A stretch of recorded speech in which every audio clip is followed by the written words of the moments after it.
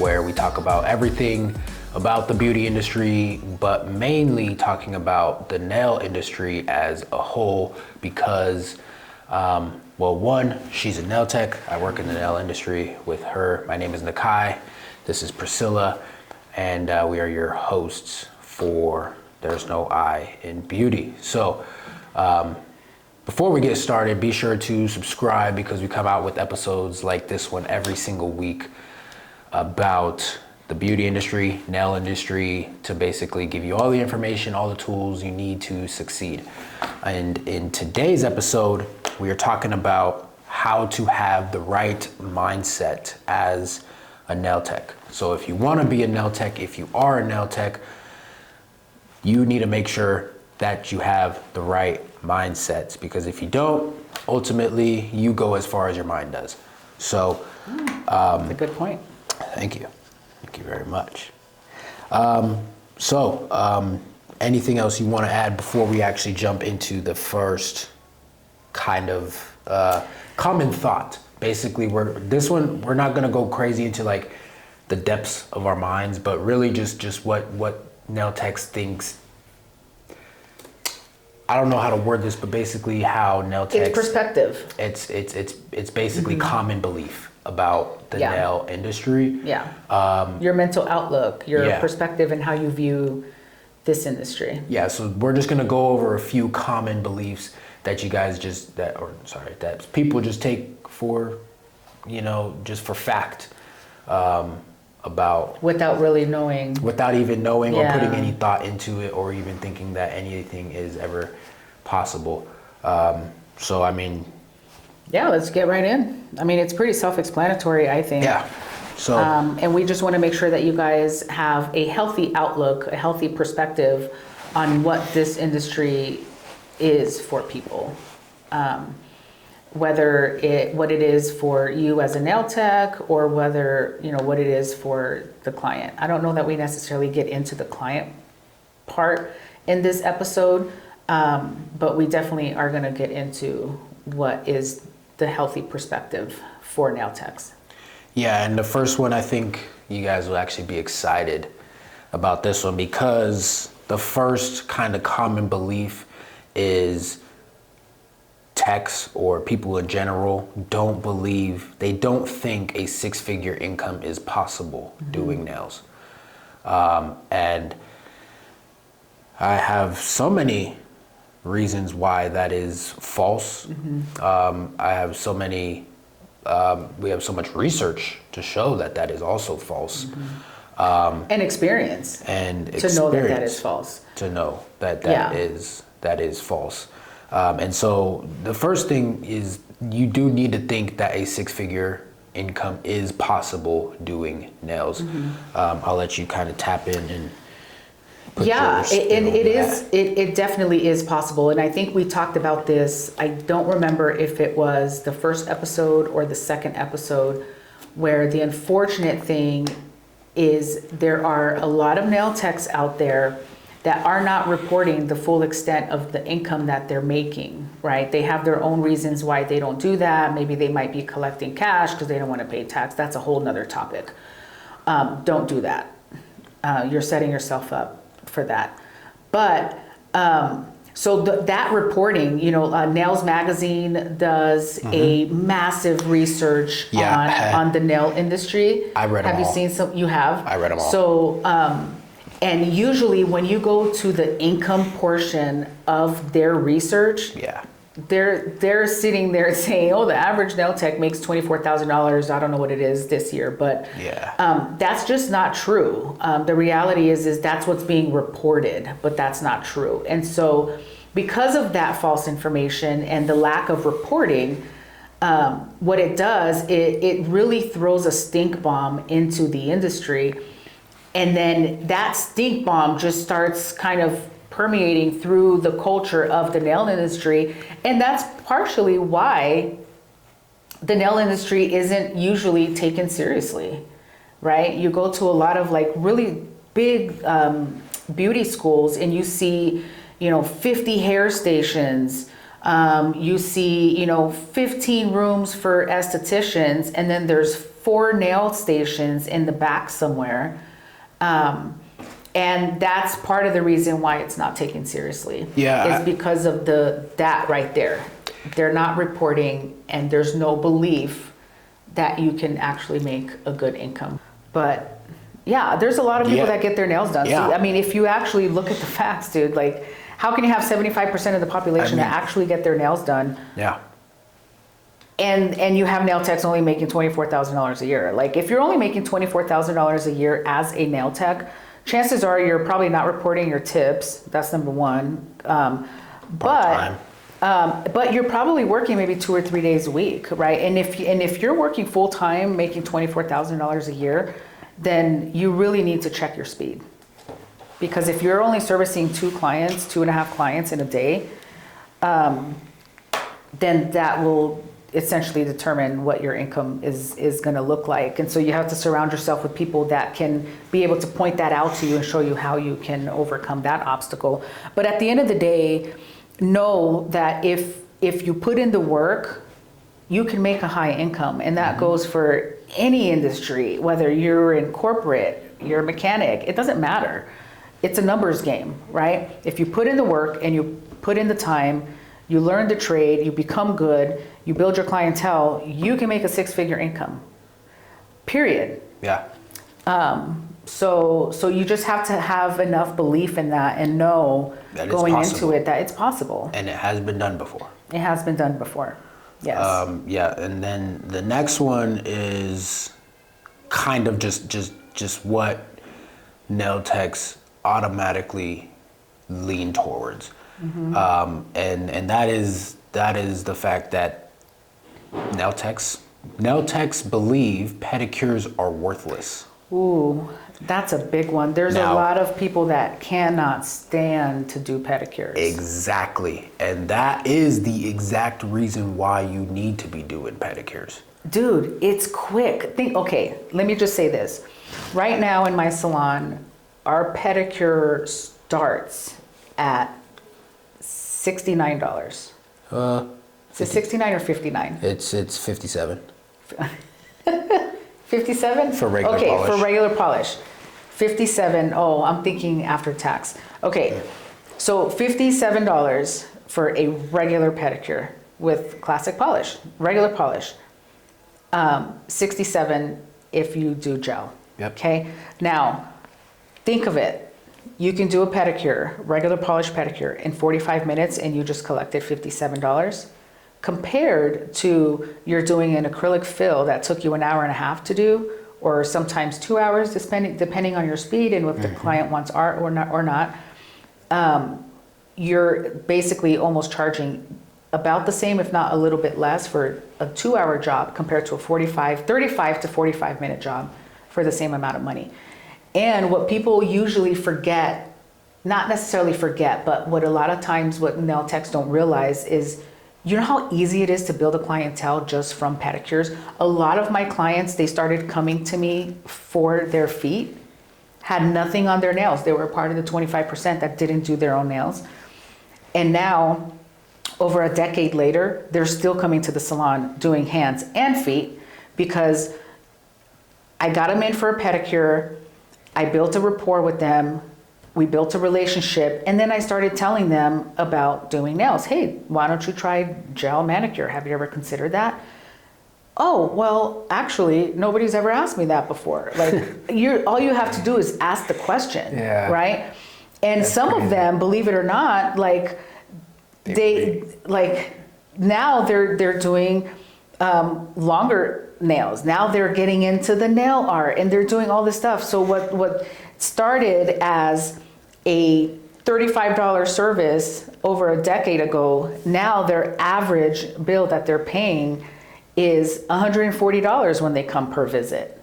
So that gives you an idea of the value that pedicures bring. And a lot of times nail techs shoot themselves in the foot, literally, because, pun intended, they shoot themselves in the foot because they don't want to touch feet. Yeah, and I mean, another pun intended, I mean, the pedicure could be your Achilles heel. It could be the reason why your clientele isn't growing. because you don't want to do pedicures. Listen, Think of it. everybody needs a pedicure. Yes. A majority of women want a pedicure, and not The majority of women are getting pedicures. I guarantee you, the 25% that don't do their fingernails, they're getting their pedicure. get their feet Have done. you ever been inside those salons that will have maybe 4 or 5 manicure stations, but they have like 16 pedicure stations? Why do you think that is? That is a wonderful point. Why? And you know you've seen them. That is a wonderful point. You've seen them, and they are jam-packed. And those guys are doing pedicures in 20 minutes. It used to drive me nuts. I created my pedicure to not take less than 35 to 40 minutes because I enjoy pedicures. I like the massage. I like the experience of it. And I always hated when I would sit there and like as soon as I unwind and I close my eyes and I start to relax, I get tapped on the leg like you're done. And I'm like, dude, are you serious? Like I just got relaxed. So anyway, that was just a little pet peeve. But yeah, don't shoot yourself in the foot by convincing yourself that you don't want to do feet. Yeah, so even if you don't want to do it, I mean, you have to do things you don't want to do every single day in order to get to where you want to go. You know, so what I mean, your story is just a prime example because, like, I mean, pedicures sell. Pedicures sell. They're easy. They're efficient services. They feel good and everybody wants them. Not everybody is gonna be, especially if you're new, because people aren't going to look at their toes and be like, oh man, that cuticle ain't clipped. Like, no, they like. I mean, some it's a little further away. They're not doing this compared to. They're not doing this, or they're not typing, looking at their hands every single day, every 38 seconds. And so you can build a clientele, and you can literally transition them from pedicure over to both mani and pedi. Yeah, like and a lot of times there's situations where you might be working in an environment where you have somebody that absolutely loves doing pedicures. You may not necessarily be a fan of it, but you've done them, right? And you've built your clientele. And now you're like, oh, okay, like I would much rather concentrate on just nails now and not necessarily do feet so much. But you can say, hey, so-and-so, hey, Jane, I love doing your nails. I want to make sure I dedicate extra time for us to do the art that you really enjoy doing. So would it be okay if I send you over to Jill so that Jill can turn around and do your pedicures because she loves doing pedicures?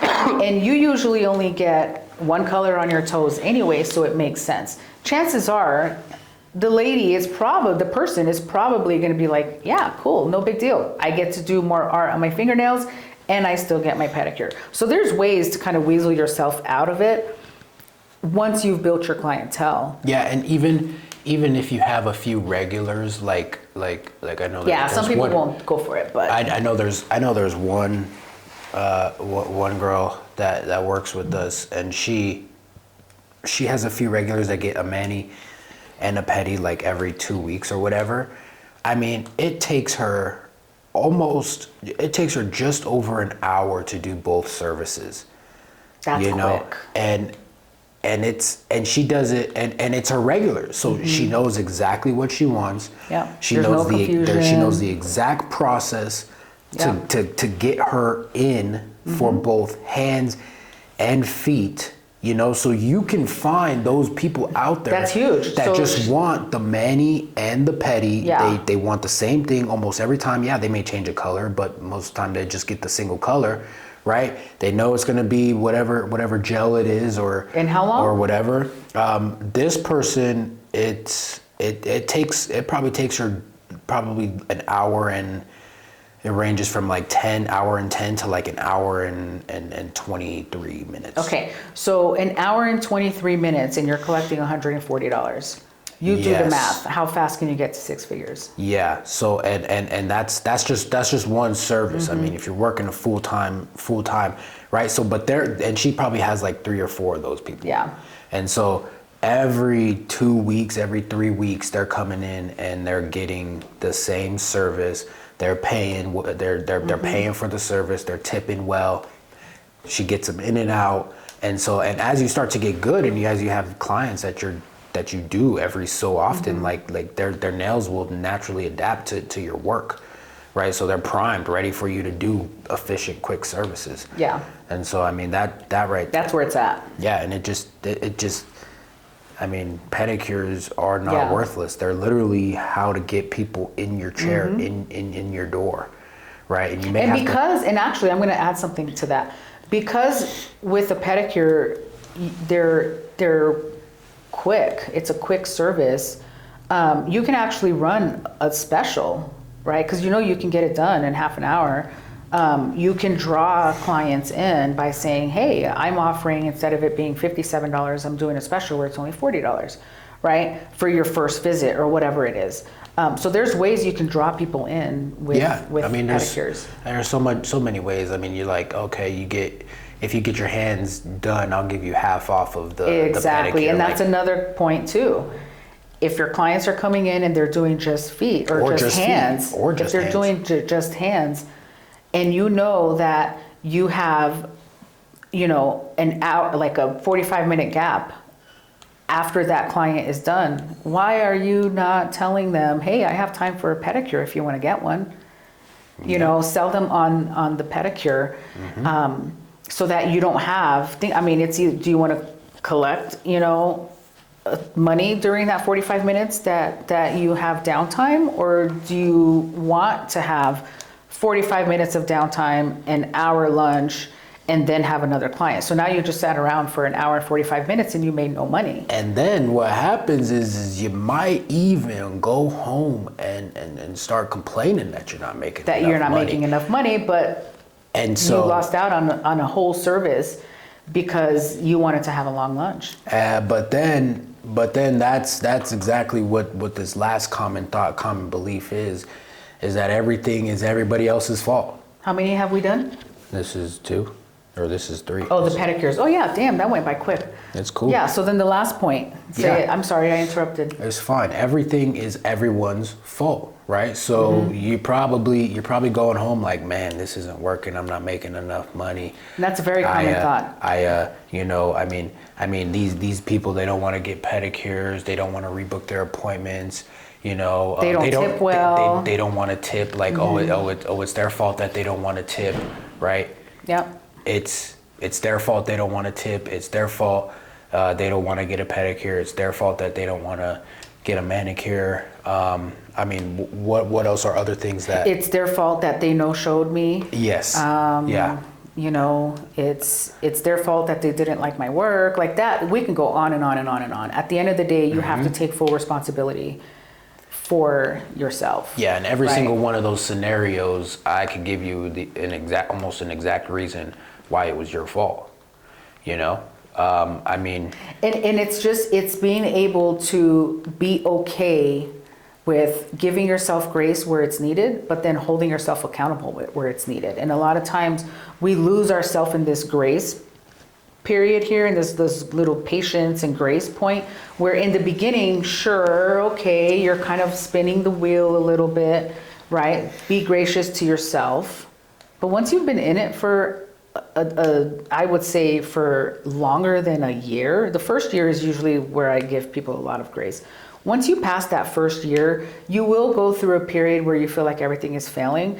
And that's when you really need to push yourself to get past that hump. And then you'll start falling into the kind of nail tech that you're going to be. This period is where severe accountability needs to happen, because you've been given all the tools to succeed. You know what works. You kind of have an idea of what doesn't work. And this is where you should start kind of playing with different things and different small little tweaks here and there. But this is where you have to hold yourself accountable, right? One of the things that I want to say is the common thought of, I'm not making enough money, right? Usually what happens is when you're building your clientele, you feel like you're not making enough money, obviously, because you're building a clientele. It takes time to build a clientele. That 45-minute example is one of them. But the other thing that kind of goes into that is not being flexible with your clients, right? I've seen scenarios where somebody will say, a client will say, hey, I'm going out of town, right? I'm going on a 2-week trip. I need to get my nails done, right? But I leave Sunday morning. Can I come in on Saturday evening because I want my nails to look fresh before I go out of town? You know how many times I've heard people say, oh, well, I'm booked on Saturday.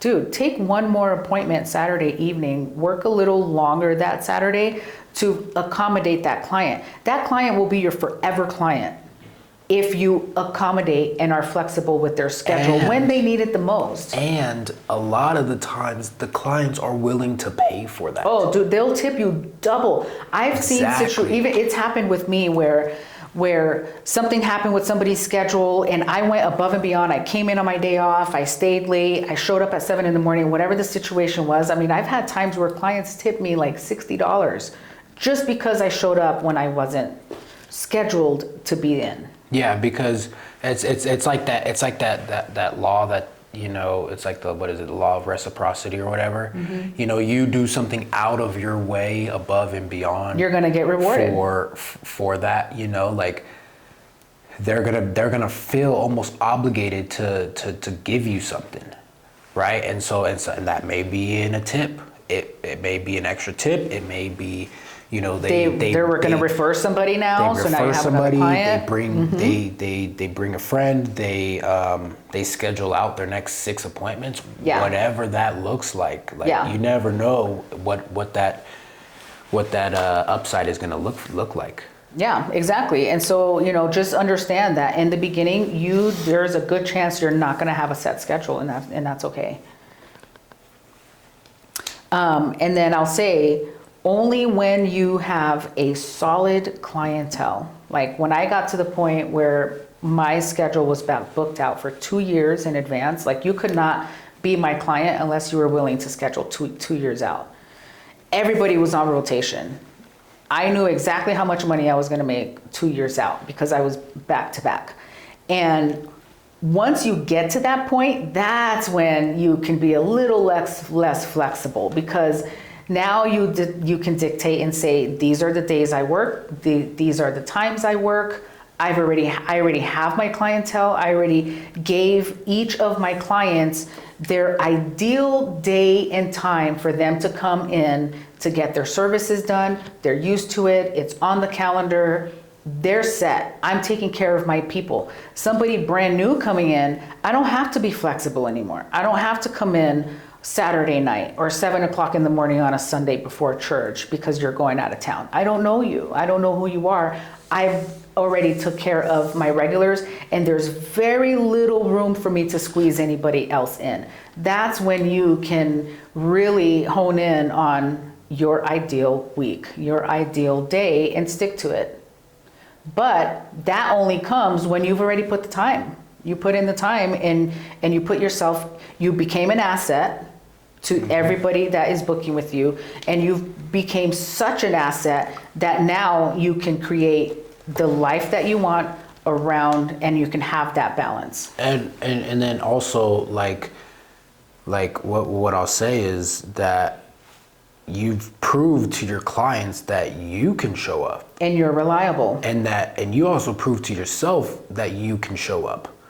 And then, cause if you think about it, like if a client wants to come in and you know, whatever time, it could be your day off, your day on work or whatever, right? And if you don't show up for that client, well, there's a high chance you're gonna lose them, because you don't want to show up for them, but you want to expect them to show up for you. Oh man, that's huge. Like, because that is like, because one, you are actually the creator of that scenario. Yeah. Because I mean, yeah, of course things happen, and of course, you know, things pop up, and you know, whatever happens, you know, your tire pops, whatever, right? But you just know that, like, when you don't show up, you can't get mad at somebody else for not showing up, because you're basically showing them how to treat you. Yeah. And then you're gonna be like, oh, it's their fault that they're not showing up. Or they show up 15 minutes late, right? And now they're putting me behind for my next client. and you get so irritated with that person. But yet the last 3 appointments, you forgot that you showed up 15 minutes late for them. Yep. Or right? you So, you had a client that's like, oh, I want art. Oh, I need to take this off. Oh, I want this crazy amount of art, and knowing you don't have the time, you take it anyway. But then of course, but you don't. but you're rushing through it, and you don't give them the right service. Yeah, and then you overcompensate and all that. There's so many like little things that go into it, but chances are you may be the creator of your own. And I think what happens is a lot of times you when you're a nail tech, after you've been doing it for a certain period of time, it's really easy to forget that you used to be the client, right? You used to go somewhere to get your nails done. True. And you forget what it feels like to be the client, right? Because now you can do your own nails, you can do your own pedicure, right? Or you have a friend, in the salon that is also a nail tech, and they can do your nails. So you remove yourself from being in the client's shoes, and now your level of expectation of what you had when you were a client changes because you don't know what it feels like to be a client anymore. And so every now and then, you have to really sit back and put yourself in the client's shoes and think, how would I feel if I showed up 10 minutes late to this person's appointment every single time when they're showing up on time? That becomes very irritating for a client because it shows them that you don't value their time. So then when they sit at your desk and they're like, hey, I wanted this particular art today, and then you tell them that you don't have time to do it. Oh, if you playing with fire. If you've been doing nails for any length of time and you've done that to somebody, you know what that look looks like. Okay, the look they give you, like, dog, really? It is not a fun look. It makes you feel like crap.